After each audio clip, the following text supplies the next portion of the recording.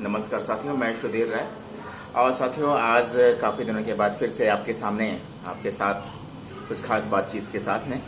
और साथियों, जैसा कि आप सभी को पता है कि 2 जुलाई को कानपुर में हमारे 8 जवानों को शहीद कर दिया जाता है और जिसका मुख्य आरोपी विकास दुबे, वो काफ़ी मशक्क़त के बाद और उत्तर प्रदेश पुलिस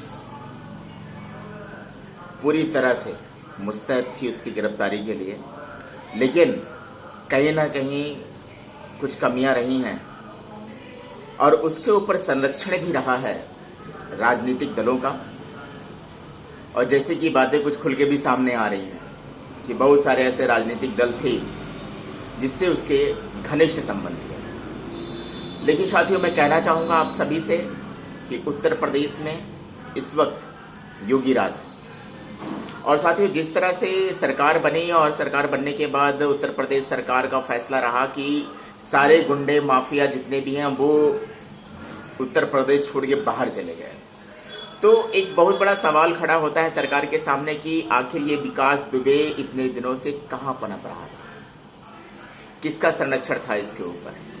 और साथियों, बताना चाहूंगा कि जिस तरह से हमारे 8 जवानों की निर्मम हत्या की जाती है, शहीद होते हैं हमारे जवान, डीएसपी, एसओ, एसआई सहित कांस्टेबल। और साथियों, कहीं ना कहीं ये भी सुनने में आ रहा है, जैसा कि न्यूज चैनल के माध्यम से और लोगों में चर्चा भी है कि पुलिस ही पुलिस की हत्यारी बनी, पुलिस ने ही कराया पुलिस वालों का इनकाउंटर। मुखबरी देने वाला भी प्रशासनिक पुलिस अधिकारी ही था, जिसका भी पूरी तरह से खुल के नतीजा सामने नहीं आया हुआ है।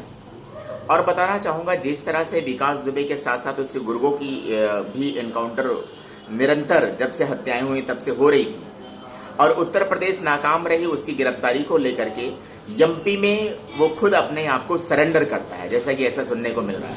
एमपी में जब सरेंडर होता है तो उसके बाद 24 घंटे पहले वो 9 जुलाई 2020 को उज्जैन महाकाल मंदिर से उसकी गिरफ्तारी होती है। वो अपने आप को सरेंडर करता है, बताता मैं विकास दुबे कानपुर वाला हूं। फिर उत्तर प्रदेश प्रशासन से बात होती है, उत्तर प्रदेश प्रशासन को एमपी पुलिस के द्वारा यूपी पुलिस को विकास दुबे सौंपा जाता है। और साथियों, मैं कहना ये चाहूंगा, विकास दुबे के साथ जो हुआ, विकास दुबे का तो इनकाउंटर होना ही था, ऐसे आदमी को बख्शना था ही नहीं, क्योंकि पूरा उत्तर प्रदेश जल रहा था, पूरा उत्तर प्रदेश रो रहा था। उस घर के लाल का क्या, उस घर के जो जवान शहीद हुए, जो लाल शहीद हुआ है, वो अभी तक खून के आंसू रो रहा है। उनको कहीं ना कहीं राहत मिली है।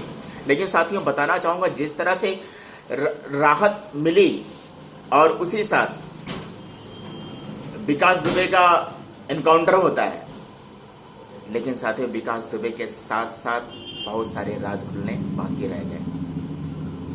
अगर विकास दुबे का सरेंडर हुआ और विकास दुबे से पूछताछ होती और इसको गंभीरता से लेते हुए, तो साथियों बताना चाहूंगा, बहुत सारे ऐसे नाम निकल के सामने आते कि उत्तर प्रदेश में बहुत बड़ा माफिया राज है और कुछ स्वार्थी राजनेता विकास दुबे को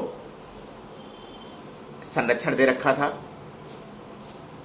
और साथियों, बात इस चीज की है और कहना भी चाहता हूं कि ना रहेगी बांस ना बजेगी बांसुरी वाला काम प्रशासन ने किया है।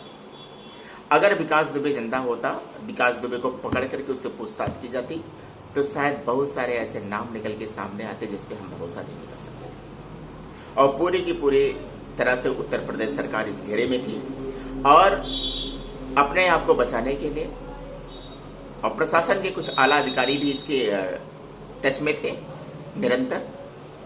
एक कहानी बनाई गई, एक नीति बनाई गई इसकी गिरफ्तारी को लेकर के। इसने खुद अपने आप को सरेंडर किया।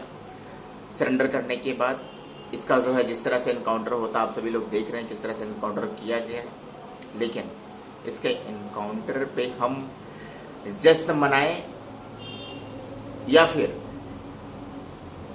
ये सोचें कि बहुत सारे ऐसे नाम आने से वंचित रहेंगे साथियों। धन्यवाद।